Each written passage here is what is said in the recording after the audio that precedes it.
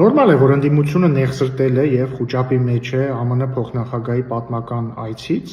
եւ փորձում է դրա արդյունքները ամեն կերպ նսեմացնել։ Ի վերջո նրանք հենց դրա համար էլ գոյություն ունեն, իրենց մի մասն էլ հենց դրա համար էլ ուղարկվել են Հայաստան, որպեսզի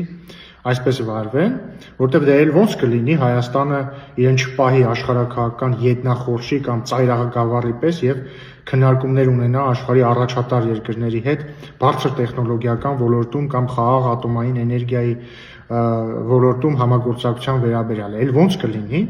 էլ ասում են Ամերիկան իրականում տնտեսական հետաքրքրություն չունի ստեղ, էլ ասում են թարգմանի չես, ինչը սենց թարգմանեց, էլ ասում են ինչի Ալեն Սիմոնյանն ու Տիգրան Ավինյանը դիմավորեցին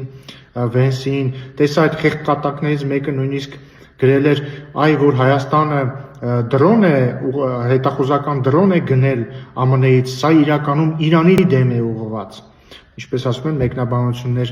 չկան, բայց ինչևէ, փաստը մնում է փաստ, որ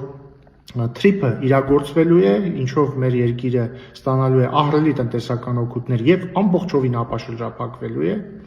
Հայաստանն ու ԱՄՆ-ն արդեն իսկ համագործակցություն են ծավալում բարձր տեխնոլոգիաների ոլորտում, արհեստական բանականության ոլորտում, կիսահաղորդիչների ոլորտում։ Հայաստանը մուտք գործել այնպիսի հսկա ընկերություններ, ինչպիսիք են Nvidia-ն, Firebird ընկերության ներդրումները Հայաստանում կազմելու են 4 միլիարդ դոլար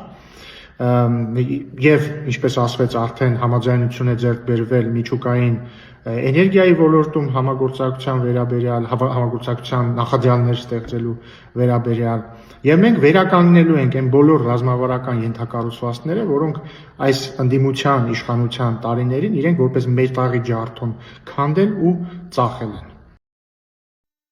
Հավանիչ տեսանյութը եւ բաժանորդագրվիչ նորությունները բաց չթողնելու համար։